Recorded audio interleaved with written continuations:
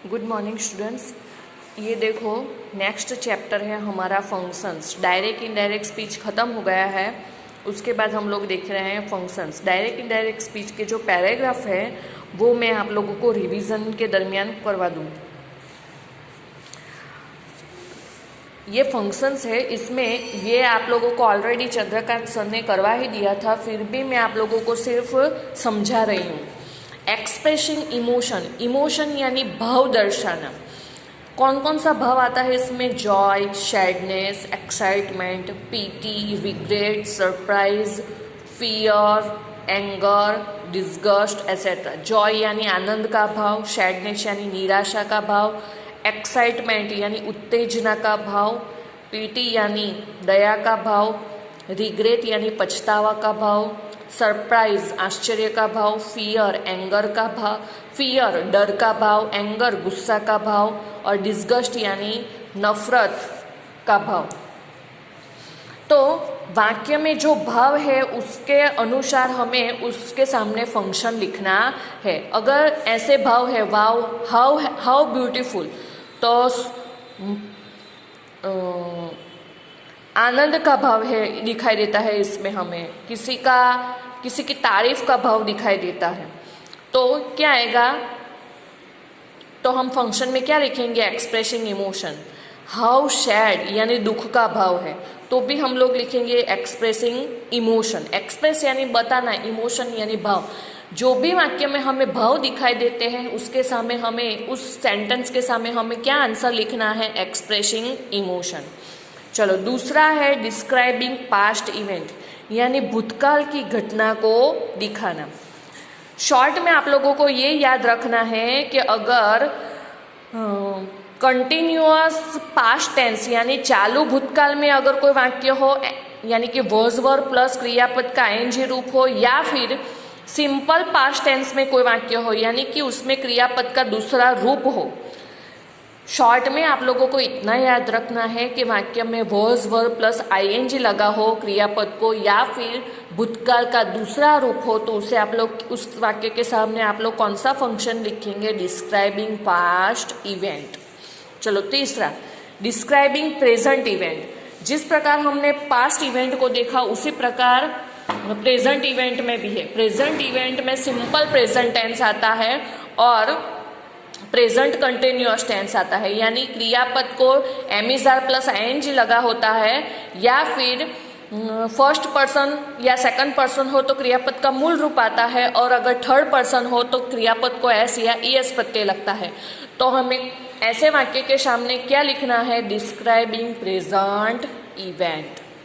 चलो आगे, seeking information यानी माहिती देना। तो इसमें आप लोगों को याद रखना है कि सभी प्रश्नार्थ वाक्य हो, कौन से? WH शब्द से शुरू होने वाले कोई भी अगर प्रश्नार्थ वाक्य हो तो उसे हम लोग क्या कहेंगे? Seeking information. आगे एक्सप्रेसिंग एबिलिटी यानी क्षमता दिखाना। कैन और कुड वो एबिलिटी दिखाता है। एबिलिटी यानी क्षमता, कुछ करने की हमारे में शक्ति हो, उसे हम लोग एबिलिटी कहते हैं। तो जो भी वाक्य में कैन या कुड आता है तो उसके सामने कौन सा फंक्शन लिखना है? Expressing ability. आगे एक्सप्रेसिंग नेसेसिटी, यानी जो भी सेंटेंस में has to, must, ought to, have to दिखाई दे उसके सामने एक्सप्रेसिंग नेसेसिटी का फंक्शन लिखना है। Rita has to complete her work, यानी रीटा को उसका काम पूरा करना पड़ेगा, ऐसा करना पड़ेगा, ऐसा भाव आता है, तब हमें कौन सा फंक्शन लिखना है? Expressing necessity. यानी वाक्य में has to, must, ought to और हैव टू हो तो उसे हम कौन सा फंक्शन कहेंगे? Expressing necessity. आगे देखो एक्सप्रेसिंग पॉसिबिलिटी यानी शक्यता दिखाना। इट माइट रेन टुडे, वाक्य में माइट हो, कुड हो, मे हो, ज्यादा करके मे और माइट हो वाक्य में, तो हम लोग कौन सा फंक्शन लिखेंगे? Expressing possibility. पॉसिबिलिटी यानी शक्यता, संभावना दिखाना। चलो आगे एक्सप्रेसिंग रिक्वेस्ट, परमिशन यानी विनती का भाव हो, परवानगी का भाव हो, तो एक्सप्रेसिंग रिक्वेस्ट लिखना है, जैसे मे आई कम इन, क्या मैं अंदर आ सकता हूँ, will you help me please, क्या तुम मुझे मदद कर दोगे। तो जहाँ पे विनती का भाव है वहाँ पे हमें क्या लिखना है, एक्सप्रेसिंग रिक्वेस्ट। आगे describing a person place thing, यानी कोई भी व्यक्ति स्थल या वस्तु का वर्णन करना, जैसे कि मोटू इज अ फैट बॉय, मोटू झाड़ा लड़का है, मोटा लड़का है, फैट यानी मोटा, तो व्यक्ति के बारे में वर्णन किया गया है। शॉर्ट में आप लोगों को इतना याद रखना है कि नाउन के पीछे अगर कोई भी एडजेक्टिव लगा हो, fat, small, red, clever, noun के पीछे अगर, नाउन के पहले अगर एडजेक्टिव लगा हो, यानी नाउन से पहले अगर विशेषण आता हो, तो उस वाक्य को describing a person place thing कहते हैं। यहाँ पे पर्सन की बात है, मोटू नाम के लड़के की बात है, तो यहाँ पे कौन सा लिखेंगे हम लोग, डिस्क्राइबिंग पर्सन। फिर that is a red rose, rose की बात है, यानी कोई वस्तु की बात है, तो यहाँ पे क्या लिखेंगे हम, describing thing. Meenal is a clever girl, लड़की के बारे में बात है, तो describing a person. Talaja is a small town, यहाँ पे प्लेस के बारे में बात है, तो डिस्क्राइबिंग अ पर्सन लिखना है। तो इस प्रकार आप लोगों को फंक्शंस में लिखना है। आगे के फंक्शन अब हम देखते हैं, एक्सप्रेसिंग मैनर, यानी क्रिया दिखाना। इसमें आप लोगों को सिर्फ इतना याद रखना है कि जिस एडजेक्टिव के पीछे एलवाई प्रत्यय लगा हो, यानी एलवाई प्रत्यय वाले सभी शब्दों को हम लोग कौन सा फंक्शन कहेंगे, एक्सप्रेसिंग मैनर कहेंगे। जैसे कि यहाँ पे आप लोग देख सकते हैं, करेक्टली, स्लोली, केयरफुली, ब्राइटली, तो सब में एलवाई प्रत्यय लगा है। जो भी सेंटेंस में एलवाई प्रत्यय वाले एडवर्ब होते हैं उसे हम लोग एक्सप्रेसिंग मैनर कहेंगे। आगे देखो, फ्रीक्वेंसी ऑफ एक्शन, यानी क्रिया की पुनरावृत्ति दिखाना। देखो जैसे कि वाक्य में never, often, always, rarely, sometimes जैसे शब्द आते हैं तो उसे फ्रीक्वेंसी ऑफ एक्शन कहते हैं। नेवर यानी कभी नहीं, ऑफन यानी अवारनवार, ऑलवेज यानी हमेशा, समटाइम्स यानी कभी कभी, रेयरली यानी कभी नहीं। तो Umang never read books, Umang कभी भी पुस्तक नहीं पढ़ता। Suman often goes for a walk in the evening, Suman अवारनवार शाम के समय चलने को जाती है। I always complete my work on time, मैं हमेशा अपना काम समय से समाप्त कर देता हूँ।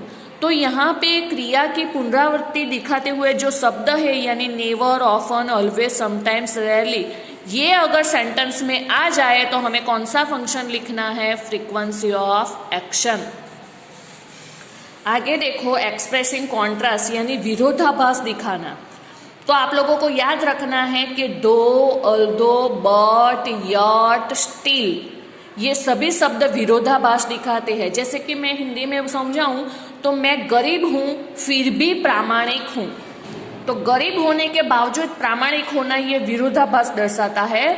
तो इसके लिए जब कभी सेंटेंस में दो, अल्दो, यट, बट, स्टिल जैसे शब्द हो तो कौन सा फंक्शन लिखना है, एक्सप्रेसिंग कॉन्ट्रास्ट। आगे, एक्सप्रेसिंग अल्टरनेटिव्स, यानी विकल्पों को चुनना, एक या दो में से कोई भी एक विकल्प को चुनना या दोनों को नहीं। तो जब सेंटेंस में विकल्प की बात आती है तो उसे हम लोग एक्सप्रेसिंग ऑल्टरनेटिव्स कहते हैं। जैसे कि देखो यहाँ पे, you may sit here quietly और लीव, तुम यहाँ पे शांति से बैठो या फिर लीव, चले जाओ। तो दो ऑप्शन में से कोई एक ऑप्शन चूज करना है। I will have either T और कॉफी, मैं या तो चाय पीऊंगा या कॉफी। फिर जय will neither watch a movie nor go out and play, जय मूवी भी नहीं देख रहा और बाहर जाके खेल भी नहीं रहा। तो जहाँ पे विकल्पों की पसंदगी की बात आती है वहाँ पे हमें कौन सा फंक्शन लिखना है, एक्सप्रेसिंग ऑल्टरनेटिव्स। चलो, कंपैरिजन, कंपैरिजन यानी तुलना करना। ये डिग्री की बात है, जो मैंने आप लोगों को डिग्री अभी नहीं सिखाई, वो सिर्फ एक ही मार्क्स में पूछी जाती है। जैसे कि Nitin is as tall as Jay, Nitin Jay जितना ही लंबा है। Sheela is more beautiful than Meena, Sheela Meena से ज्यादा सुंदर है। Rohan is the fastest of all the boys, सभी लड़कों में रोहन सबसे ज्यादा फास्ट है। This pencil is shorter than that one. तो जब ऐसा आता है, एज आता है वाक्य में, या फिर मोर देन आता है, या फिर सुपरलेटिव डिग्री में ढ और क्रियापद को विशेषण को ईएसटी प्रत्यय लगता है, तो इसे हम लोग कौन से डिग्री बोलेंगे? अलग अलग डिग्री बोलेंगे। एज आता है तो पॉजिटिव डिग्री, देन आता है तो कंपैरेटिव डिग्री, और ढ और ईएसटी लगता है विशेषण को तो उसे सुपरलेटिव डिग्री कहते हैं। इसीलिए हमें इस फंक्शन के सामने क्या लिखना है? कंपैरिजन। आगे देखो, रिपोर्टिंग। रिपोर्टिंग यानी परोक्ष कथन, यानी डायरेक्ट इनडायरेक्ट स्पीच। शॉर्ट में आप लोगों को सिर्फ इतना याद रखना है कि जो भी वाक्य में दैट संयोजक आता है तो उसे क्या बोलेंगे हम लोग? रिपोर्टिंग। जैसे कि देखो, the teacher said that it was a holiday. Teacher ने कहा कि आज हॉलीडे है।